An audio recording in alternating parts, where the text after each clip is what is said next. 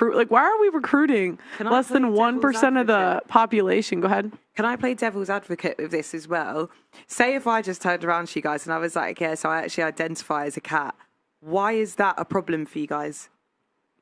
It's not a problem. It's just you can't be a cat. So yeah, if I say whether I can't or not, if I say, look, I identify as a cat, why does it affect your life? I'll explain why. Because here's the problem. Yeah, because I wanna know. now you're forcing me to participate in your delusion. Yeah. Because your genome doesn't identify as a cat. You're a human.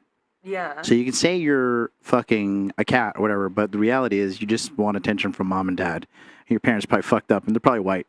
Because if you're sitting around saying you're a cat, that's typically white kids that are fucking saying this shit.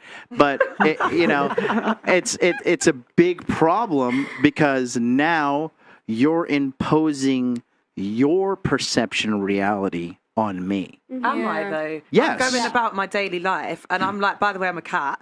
Carry on my day. How is it actually? Well, but the thing is, because we don't have to associate. So I get it, but you're not a cat.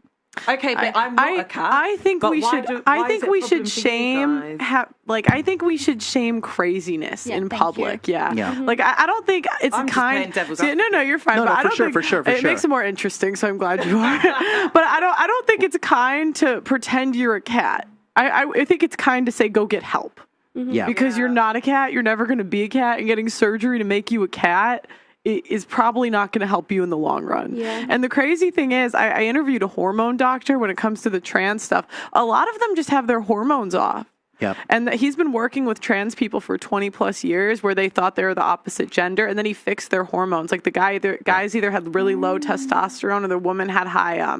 Yeah, I don't know the hormones, whatever it is. Sorry. Men's testosterone was low. Yeah. It was high. Women's testosterone was high and their estrogen was low. Yeah. And that's a problem right now because if you read the book called Transgenderism, the chemicals and everything we use nowadays are fucking with our hormones, like sunscreen, right? I mean, all these all these shampoos, conditioner, pesticides, like it's in our food. Fluoride in the water. These things are hormonally scrambling the eggs of these people's minds, and then they're like, and then to top it off, you have the chemical side of it, right? And then you have the propaganda side, and you're like, oh wait, yeah, well, I think I'm a woman. Because if you look at what's happening too in the States, right? In the United States, 1.4 million people identify as transgender, right? 1.2 million of those people are male to female. No way. Yes. Wow. Yes. Yeah. And your propaganda, and I talk about this too, because when you have a culture in America that's just like, yeah, men are shit, men are trash, fuck men are garbage, men are awful, and then, fucking have Ariana Grande be like, God is a woman, and you have like woman power, women are this, women are the best. You be a CEO, go to the fucking moon, have a children, and then like make $1 billion, and like, yeah, you got a 4-year bachelor's in gender studies. They're like selling women these gigantic lies and just having this grandiose future painted for them. And on the flip side, you're like, oh, you're a man? Well, like, just because you're a man, you're evil and bad. And I remember when this all started, the first time I remember it anyways was the Caitlyn Jenner, like when she got that award.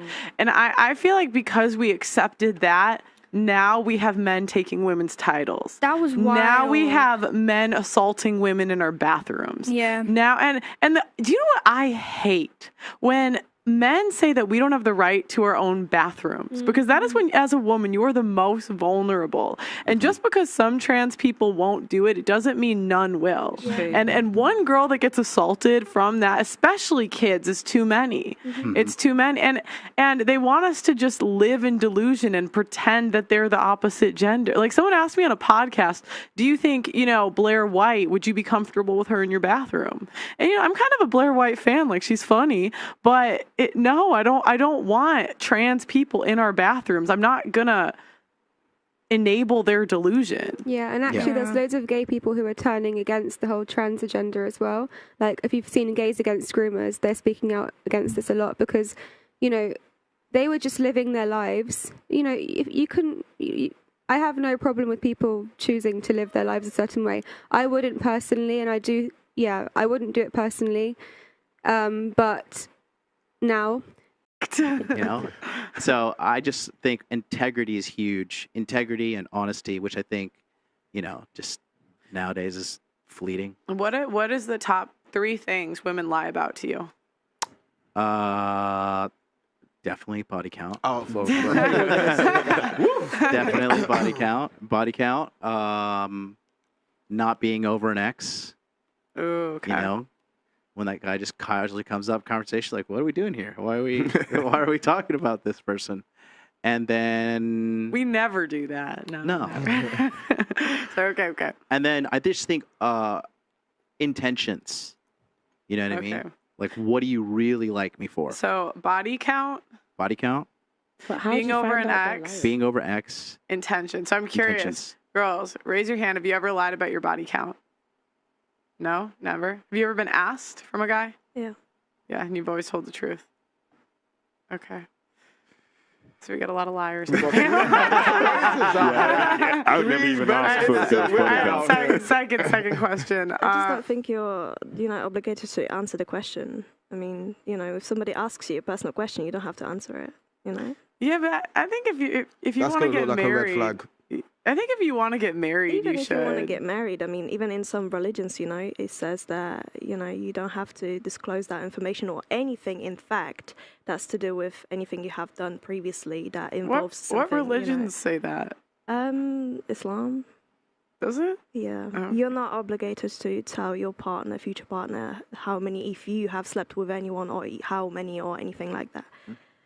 Wow. Which is crazy. It's very interesting. You should look up the fact. Yeah, I know. I've never heard of that. Yeah. Well, it's from crazy. what I know of Muslims, you're not supposed to be sleeping with anyone before you're married. That's a fact. Yeah. But you're also, if you have you happen to have done something before, you're not obligated to tell anyone. So I'm confused because you said you'd never lied about it. Do you just not answer if they ask you?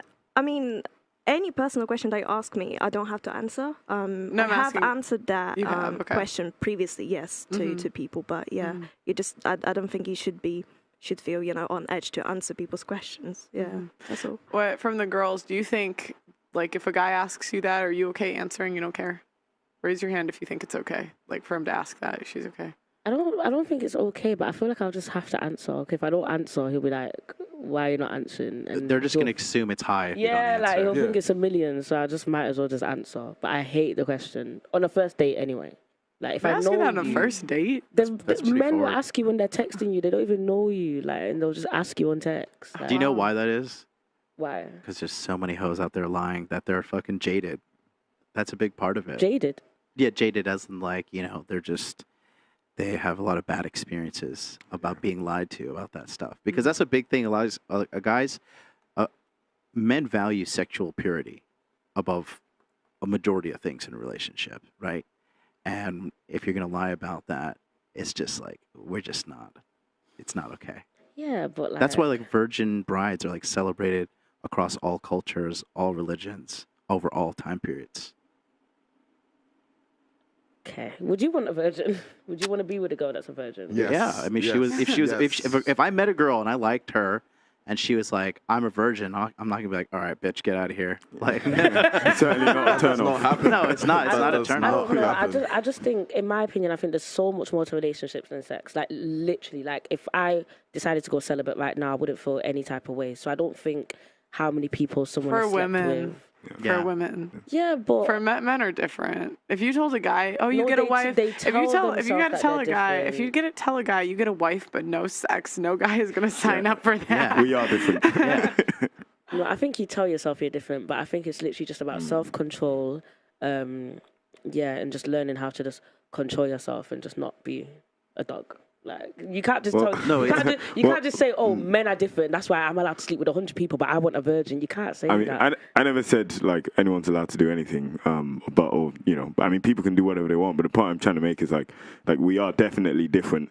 From what I've read, it seems like testosterone is the primary hormone that determines one's libido. So men have that a lot more, so that it would make sense that our libido generally is a lot higher. And I'm not saying this is exhaustive for all men and women. I'm just saying generally men have a higher libido and therefore a higher sex drive. So that difference is a fact. Well, and they can't do, like, a lot of times people try to make this like men can sleep with a lot of people and women can't as a moral argument, but it's just how it's always been throughout all of history.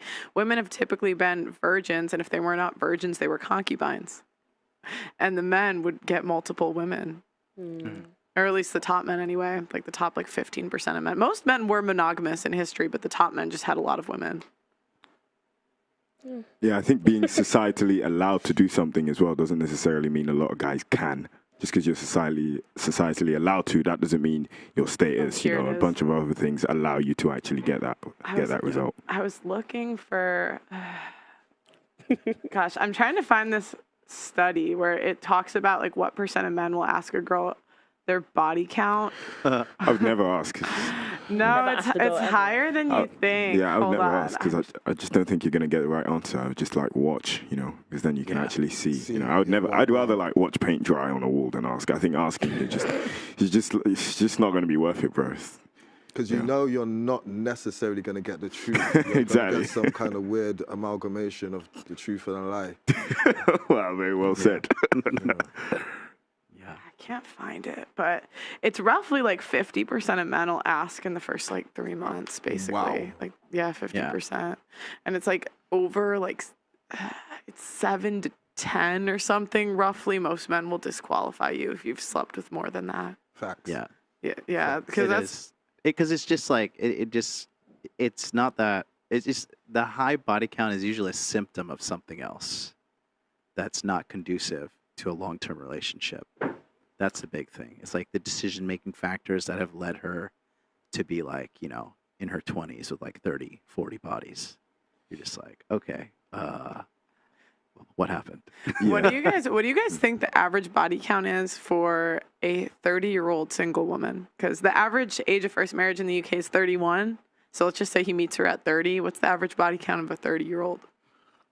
I think that's difficult to say because, obviously you work in a particular industry and your lifestyle is a particular way, so you're going to be influenced by what's around you.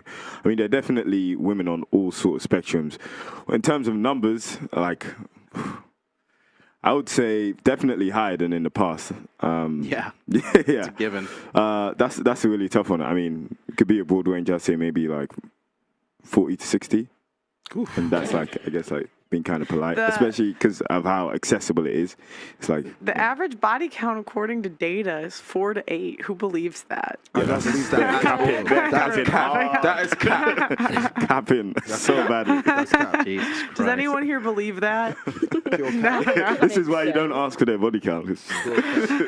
Maybe if they're nuns or they're in a church or they're really religious, maybe. But as far as average ladies go, I don't think so. Not unless they really are down with Jesus Christ. Do you think that's because we're in London, though? Oh, sorry. Because it might be a bit different if you're in the countryside a little bit more. I think it'd be higher if it's in the countryside because there's nothing for them cats to do out there. Really? I think it's the opposite. There's less people. I think there's less people. I think it's the opposite. All the good girls that I met, they all live in the fucking sticks. Oh, you need to watch Emmerdale. I think because the city is I don't know. Modern cities are just giant hookup culture centers. Yeah. Nobody comes to the cities I'm ready to be a good girl in the city. Girls don't go to Miami. I'll go first. Go ahead. I would just say general lack of integrity and a lack of honesty. Okay. I think that's a big problem nowadays. Everybody is just lying. Everybody's flex culture.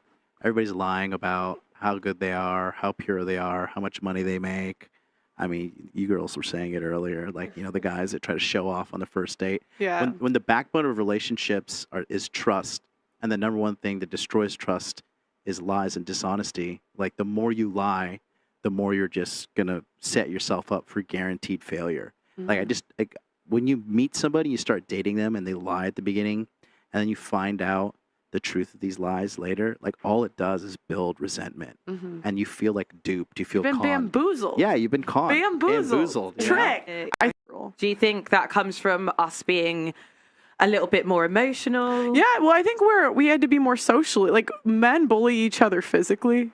where I think women bully each other emotionally more. Yeah, so I think we're just more like our weapon is emotions, where men's weapon is violence. And that's what makes us different as men and women, isn't it? But I also believe that within each person we have a lot of balance, right? So we all have masculine and feminine traits about us. There's no one person that's just entirely masculine, and there's no one woman or man that's entirely feminine. Do you get what I mean? But I believe it's having that balance. But I believe men and women are born in different. Like I don't think it's equal when we're born. Like it's a blank slate. Like, absolutely. In this society, we're not equal. What do you mean? In this society that we've been brought up in, men and women are not equals. Well, I'm talking about biology. Even biologically, we're not the same. So like I think men are better leaders in general. Yes, because they're less emotional and they are able to make clear decisions compared to women. But sometimes you got to leave those beliefs in Morocco when you come to the West. You can't say those things. I think sometimes though you need a little. That's where balance comes in though, because you need to have a little bit. I know. I'm being sarcastic.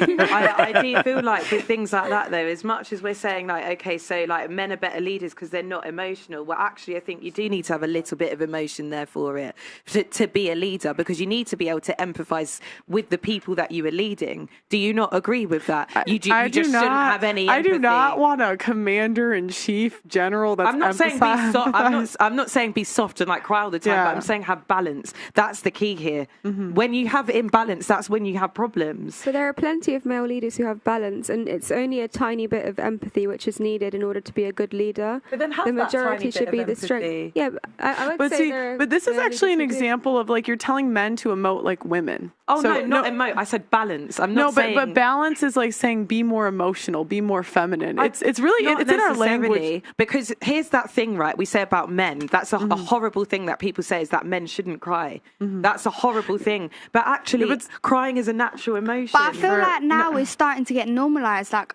I see a lot of things on social media about men should if they want to express themselves and if they want to cry, they should be allowed to. But it's the same conversation though. It's like telling men to emote like women. Women cry. So you're saying men be more like a woman. But it's natural to cry. So don't deny something that's natural. To women, but why is that assumed to be like good?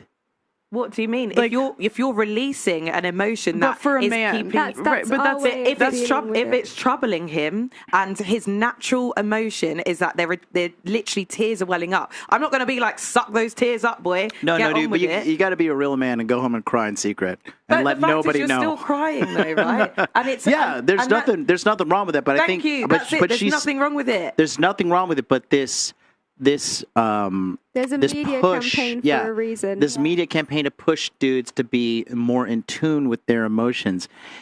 Listen, anybody who lives based upon their emotions is going to be a guaranteed failure. And that's why I said balance. That is the key thing I think we're all like